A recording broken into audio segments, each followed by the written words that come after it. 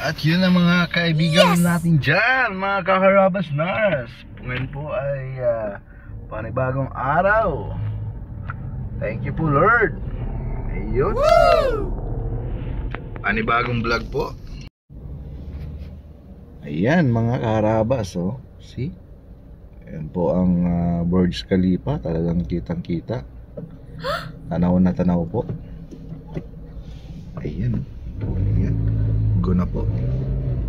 Ito po yung actually yung way natin pagpapasok na po tayo sa trabaho. Ayan. Dito po ako nadaan. Yes! Ayan.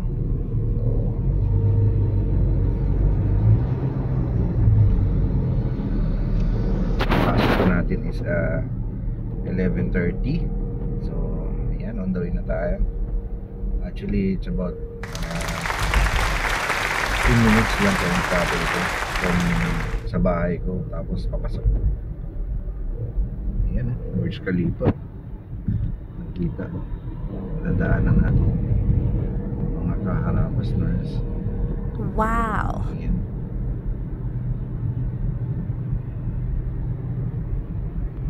Yan ang kahabaan ng Six-Side Road. Yes! Ayan. Then yung sa dulo po, yun ay yung City Walk. And then right side nun, yun ay mga trabaho na. Ayan, kakanan po tayo dito. Dito po ako dumadaan sa aking shortcut. Oh my gosh! Actually, itong place na po, itong area na to ay residential na siya.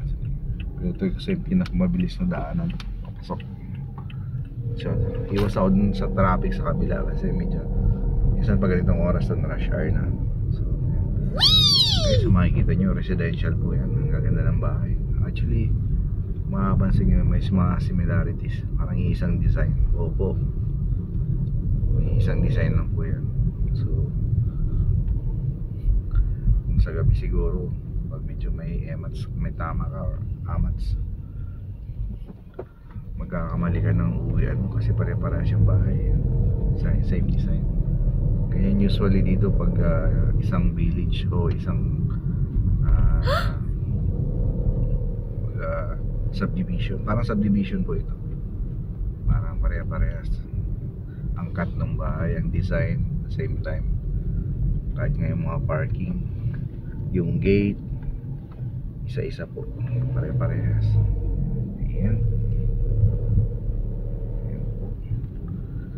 And on the other side po yan po yung City Walk.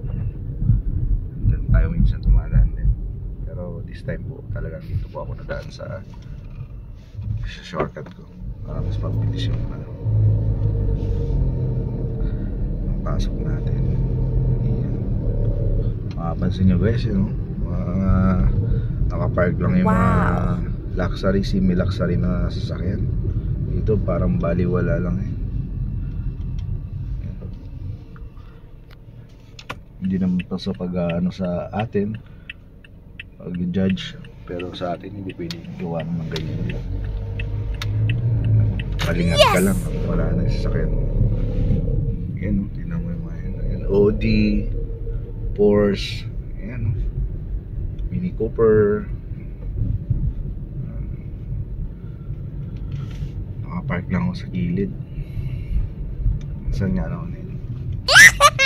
Ayan, Porsche, ganda. Ayan, sakto. Ayan guys, on the way na po sa bahay. Sorry, sa trabaho pa lang. Papasok na po tayo. Galing pa lang bahay. Ayun po, 11 po ang pasok natin. 11:30 ganun. So sakto lang po, hindi tayo late.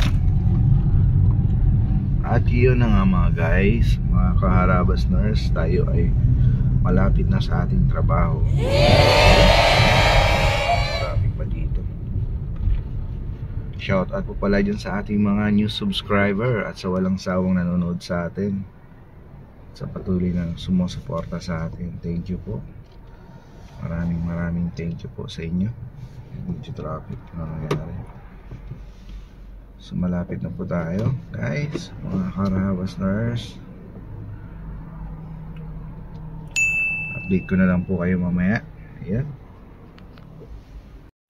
At yun ang mga guys, nandito na po tayo sa ating parking. Ayun. At siguro dito na tayo magpa-park. Or sa bilang. Para medyo maganda po dito sa aking trabaho po kasi libre po ang parking dito. Meron po kaming basement dito sa clinic namin. Actually, marami pong clinic dito. Mga less than 10 siguro yung clinic. Halo-halo na po yun. May medical center, may ano, maternity, for maternity, for OP. Yan, daming parking po. Kaya okay lang. Dito na tayo magpa-park. Ayan. At yun na mga guys. At tayo papasok sa taas. At tayo iaakit na. Papatayin lang natin. Dito ka muna baby. Maiiwan ka muna dito baby ah. Kabait ka dito. Ang aking baby po ay itong aking sasakyan syempre. Ayan. Walang linis si baby. Ayun. Yes! At yun, nalakad na tayo. Papasok sa atin, you know. Gandang sakyan. Ayun. Ayun. Lawang po ng parking. Actually basement 1 pala po yan. Kaya pang basement 2. Ayun. Ha? Yun na guys. Papasok na tayo. Iyan po ang imagine po yung lahat po yan. Clinic. Puro hospital po. Puro medical center po. Iba aesthetic. Yung iba ano, medical clinic lang. Ayan, ang dami. Yun. Diba? Hindi mo na pong ano, masyadong highlights. Baka ma-disclaimer tayo dyan. Ayan, nag-aantay na lang tayo. Ayan. First level.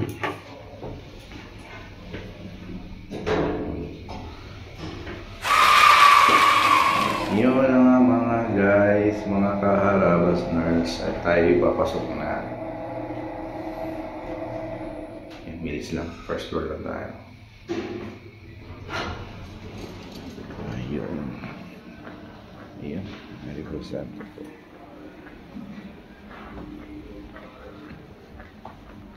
Ayun. Ayun po, pasok na po tayo mga guys. Update ko na lang po kayo. What's up? Ayun mga guys, nandito lang po tayo sa trabaho. Ayan na po. Siyempre, ayan po yung workplace doon. Mag-prep na po tayo ng mga gagamitin ni doctor natin. Ayan. So, ikot-ikot ko lang po kayo. Muna. Ayan. So, ayan.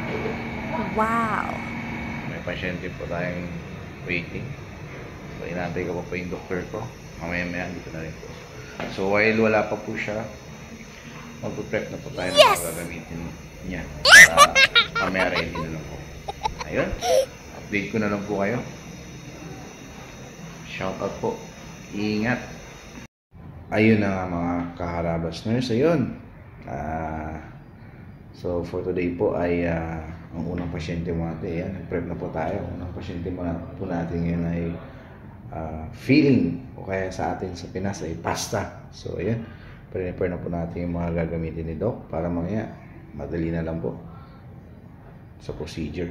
Gagawa-gawa na lang po kami at yun, i-assist ko na lang siya, ibibigay ko na lang mga kailangan niya. So ayan, siyempre prepare na po natin yung mga gagamitin natin sa procedure, sa filling, sa pasta. Ayan, nandiyan yung mga wedges natin, mga polishing ayan, polishing disc natin, yung polishing strip. Siyempre hindi mawawala yung natin, desensitizer, tsaka yung band.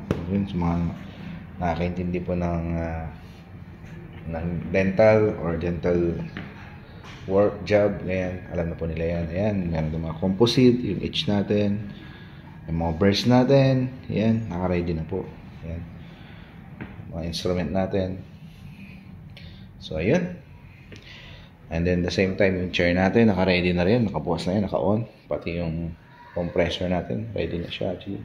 At yun, ito yung mga gamitin ni Doktor. So yun, update ko na lang kayo guys sa mga susunod na kabanata. Ayos, salamat po. And keep watching Alwasan area. Iyan, ganda pa ng view natin dito sa clinic natin kasi yan, at the same time, pag medyo toxic at nakapagpahinga yan, pwede tayo magmuni-muni dyan. Ganda ng daan. Oh, diba? Kitang-kita. Ayan. Update ko na lang ulit po kayo. Thank you guys! At yun na nga guys. Yes! Ayan, nagpiprepare tayo ng veneers. Actually, sinukat po sa akin ng doktor na hindi po siya nag-fit. So, ayan, lilinisan po natin. So, imagine guys, this is very so expensive. Wow. Isang ipin worth 2,500. So, kaya ingat na ingat po tayo. Imagine, ilang piraso lang yan, worth of something around 30 plus, 40 plus. Hindi lang yan kasi merong lower lang kasi to, meron pa tayong upper. So, yun. So, ingat na ingat tayo dito guys. Kasi imagine, 2,500. Wow. Wow. Sobrang mahal ng veneer. So, yun. Ituloy-uli natin yung paglilinis. Kasi isasend ulit ito sa lab para ma-adjust. Ayos.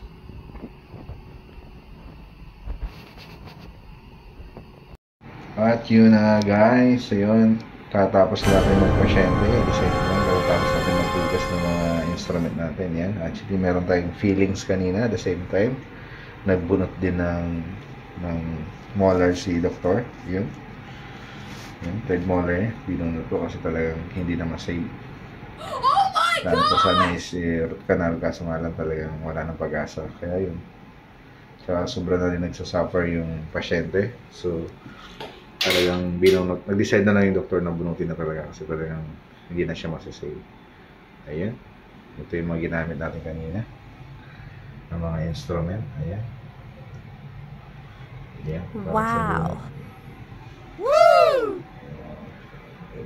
Elevator tsaka mga iba pang mga instrument. Ayun. Wow. And guys, just wanna share my work as a dental assistant. Yan. And yung the same time responsibility natin after natin after natin gawin yung procedure or after natin mag-assist, tayo na rin yung mag-sterilize, mag-linis na ating mga instrument. The same time maghugas. Ayun. Update na lang ulit mamaya guys. Ayos. At yun na mga ka-Harapasters, natapos na namin isang mag-aaral natin. Ayun. Malapit na po tayong umuwi. Yun. Shoutout po sa lahat ng mga subscriber natin dyan. Sa mga masulit natin mga taga-subel mo. Maraming salamat po. Sa walang sawang panonood. At sa mga new subscriber po natin, maraming thank you po. Ayun. Maraming salamat po lahat ulit. At God bless. Ingat. Ayos. Yes!